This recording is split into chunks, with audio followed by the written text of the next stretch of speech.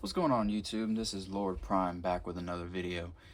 And today we'll be taking a look at the Transformers Legacy Voyager class Predacon Inferno. So, I'm not a big Beastformers guy. I don't know if you kind of realize this, but the past videos I've been doing have all been good guys, Autobots. I'm kind of weird. I'm like strictly like an Autobot collector, but I'm trying to get into the Decepticons and Predacons more. So, saw this at my local Walmart, and I've seen him for a while, so I think he's not really that popular. I picked him up, decided to give him a shot, and to be honest with you, I think this might be one of my favorites this year, or that I've grabbed this year so far. So I'm actually really excited to show you guys this one, and yeah, let's get straight to it. So he is a Voyager class, part of the Legacy line. I think he's not part of the Evolution, but it's just, I think this came out wave 2, like when Legacy first came out. But this guy is just super cool. He is completely loaded with details, so let's check it out real quick. On the ant part, you got a nice dark red shading with the bright red panels. A lot of metallic blue and black all over this guy. Some inside panel detail. Nice sculpted detail for the ant legs. Sculpted detail all over the place. This thing is really nice when it comes to all the detail and the nice metallic paints, and this thing is beautiful. Translucent blue for the ant eyes. The head sculpt is phenomenal on this thing. It even has a opposable mouth. So, I find it to be pretty freaking cool. Silver up there. He does have red light piping. This thing is, I don't know, for some reason I'm in love with this thing. I'm not big into animal formers. I kind of like, cars, trucks, motorcycles, bikes, all kinds of stuff. But this guy is just super cool. And he's also loaded with articulation too. He's got hinges at the hips, in and out, forward, back. He's got a thigh swivel. He's got a single knee bend. That's part of the transformation right there. That came undone.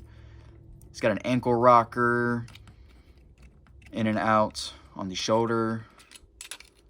It can go all the way around, but the ant legs kind of just get in the way. He has a bicep swivel, if you want to call that. He's got double jointed elbows. He's got wrist articulation. This is on a separate kind of hinge or swivel than the hand. He's got a ball joint at the head. He does have a 180 at the waist, but if you want to access that, you kind of get all that out the way, and then you can swivel the waist, kind of just set that back down. It's kind of like a skirt of some sorts. But yeah, he's fairly articulate. He's got a nice Predacon logo right there. He only has one. It would be nice if they added 2 of them on both sides. But I kind of like symmetry, so that might be biased on that one. But he does come with one accessory, which is this nice weapon here. It's like a red 4-shot blaster with some gunmetal gray details. So there's a 2-pack with this figure. Takara re-released it. It came with a Beast Wars Silver Bolt, I think. He comes with a red one and a blue one. It has the same gunmetal gray paint, but the translucent plastic is different. So he came with a red one and a blue one, and then the blue one on the Takara release went right there. So it has a peg back there, and you can stick it right there. But yeah, so I didn't know they re-released this guy. It's the Takara one, and this one is, I think from what I can tell, they're the same figure. No paint differences. He just comes with an extra gun. At least that's what I think. So I may be wrong, but I don't know. I just found that out yesterday. So for a quick size comparison, here he is with Tarn. Him and Tarn are roughly the same size. There's no difference in height. They're right around the same height. So he's a pretty good size. So there you have that. Now let's get down to the transformation of this guy. This guy actually has a pretty cool transformation. It kind of reminds me of the Legacy Waspinator or Buzzsaw mold, just a little bit. But let's get him transformed. So what we're going to do is going to unpeg the ant head. There's a tab right there. It goes right into that over there. Open that up. You're going to fold out the mandibles. Get those opened up. And then you're going to want to get the head straight. It doesn't really matter, but I'm OCD like that. So then you want to close the ant head on the robot mode head. So there you go. You're going to want to take these arms, fold them over on the double hinge like that. And then what you're going to do is you're going to take the arms and this this finger right here on the hand is going to go into that slot. But before you do, you kind of want to have to get the ant legs out of the way. Fold on that double hinge. And then these pegs on the sides of the arms are going to go into the corresponding slots on each side as well. So fold it up on that double hinge, that blue hinge right there. And then you kind of just want to get these ant legs out the way. It's the best thing to do. Get them all out the way. And then to prevent the hand from spinning, hold the hand and rotate the ant leg. Because when you go to rotate the ant leg, the hand's going to want to come with it. So make sure you hold that in place. Rotate that ant leg over.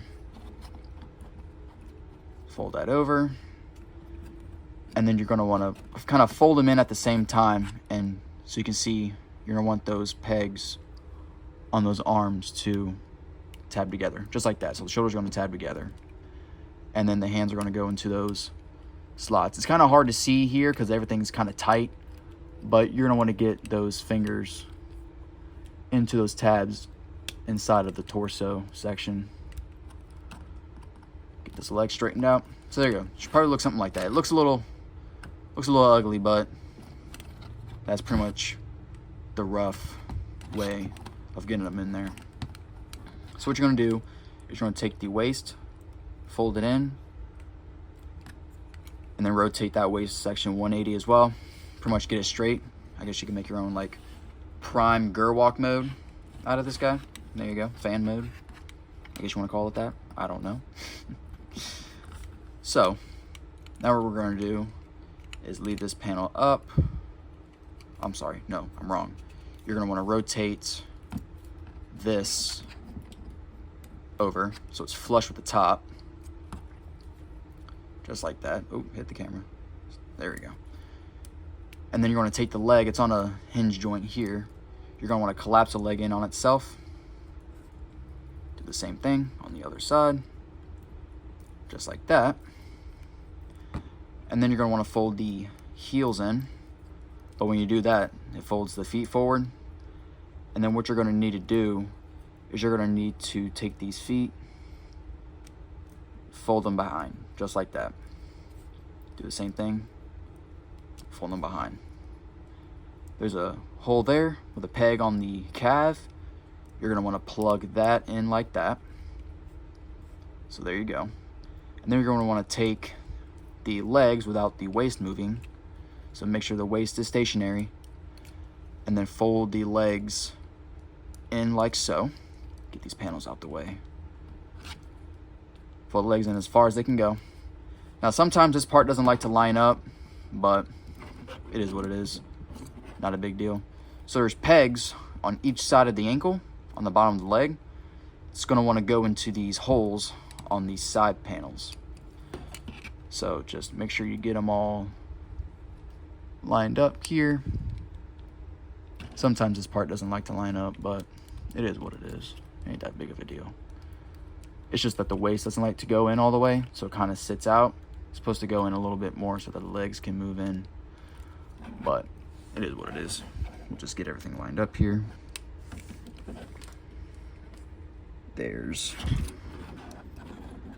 Come on now. Don't be mean. there is one pegged in. Almost pegged in. Come on. Get in there. Come on. Get in there. There we go. There's one pegged in. Now the other side. There's one. So they don't like to hold it because there's so much tension in this general area. So I like to hold them together and then take the ant section, the top of the ant butt, if you want to call it that. I don't know what the correct terminology for it is. But these two slots here are going into those pegs on the top, and that panel can sit flush. Tap that all in together. Oh. Whoa. I think that leg part came undone again. Oh, no, it didn't. Okay, we're good. Just get it all squished in there. Come on. There we go. Uh-oh, game of gun. There we go. Yeah, everything here is a little tight, so you're going to have to be kind of careful with it or else it's going to pop open. Soon you can get these ant legs, position them however you want to get them positioned in. Get them sitting down. Get these ones kind of sitting like that. Oh, the head came undone. Fold these up. I like to fold them, or I actually like to fold them down sometimes. But there you go. There you have Inferno and his ant mode. And I like Predacon modes. You know, I'm not really familiar with Beast Wars, so I kind of did a little research just so I can get to know Beast Wars more. And in my opinion, besides Beast Wars, Megatron, and all that, I'm a big fan of Inferno's Beast mode. I like ants. I don't know.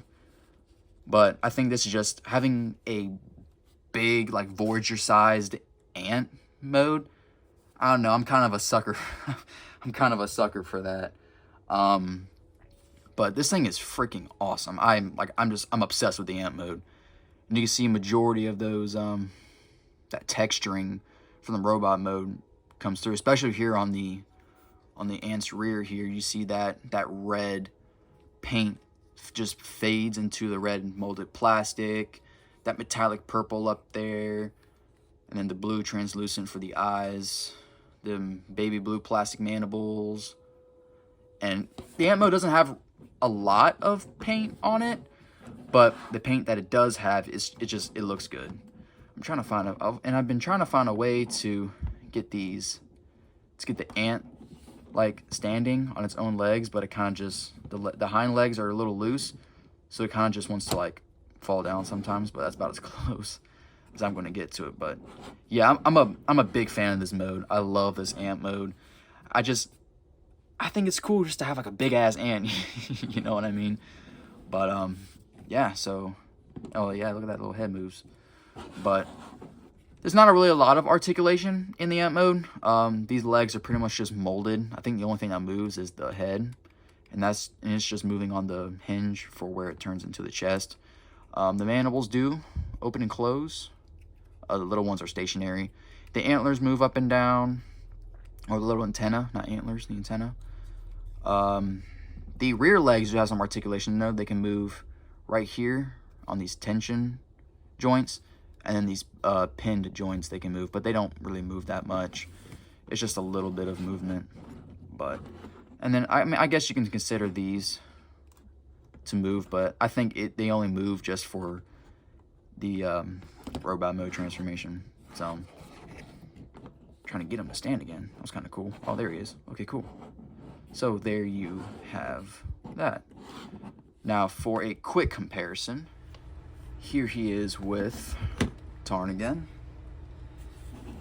And yeah, this ant mode just towers over Tarn's tank mode. It's just, it towers over it. You stack it from behind. Try not to touch that ant rear or else it'll freaking explode. But they're not that different. It just from my standpoint, it looks definitely a lot taller when you get the ant standing up. It's definitely way taller than a flat brick tank like Tarn. So there you have that. Let's get him out the way. And now for the final review. some reason, I haven't gotten good at that yet, but we're still working on it. Anyway, so final review. Absolutely love this guy, man. I think this is one of those ones that I've definitely like slept on now. Like I slept on it a while back ago, and I was like, man, I'm not into that. I'm not into Beast Wars like that. I don't like animal formers, whatever. And something just told me to grab it. I did, mess with it all night last night, and yeah, man. Now this is one of my all-time favorites. It's definitely a character that's not really known that well, compared to like Waspinator, Primal, Cheetor, Megatron, Dinobot especially. Which I had the Kingdom one, sold it, never should have sold it. But yeah, this is definitely one of my favorite ones that I've picked up this year so far. So if you see them, you probably will, because this is just, for some reason, this is just one of those ones that just sits on the shelf and doesn't get bought. If you see them, I'd recommend them. I think if you're looking for just like a Predacon spot to fill, if you have like the Kingdom, Dinobot, Megatron, if you have any Kingdom Predacons, I definitely get them, to fill a spot in there. But just from a review standpoint, the paint on this thing is awesome. The amount of paint that they've put on this it's insane. The articulation, the proportions, the posable mouth. I mean, I think that adds a lot of character to it. And I mean, even the blaster accessory has a good amount of paint on it and is sculpted well. So I think Hasbro definitely did a good job on this one, in my opinion. So yeah, if you see him, grab him. I think he's worth the $30 that they're asking for Voyagers now, which is insane, but oh well, it is what it is. So thank you for watching this video. I hope you enjoyed this review on the Legacy Inferno. I'm in love with them, and hopefully if you see one and you grab them, hopefully you fall in love with them too, just like I did. So hope you guys enjoyed this video. Make sure to like and subscribe. I'm trying to upload more and more. I've been slacking a little bit, work's been busy, but bear with me. I'm working on getting this channel built up, and just now starting, so if it's not up to standard now, don't worry. We're working on trying to make this channel better. So thank you for watching again, as always, and Lord Prime out.